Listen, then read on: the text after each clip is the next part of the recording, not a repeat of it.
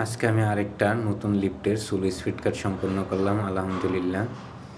এটা হচ্ছে যে সিনো হুন্ডাই D380।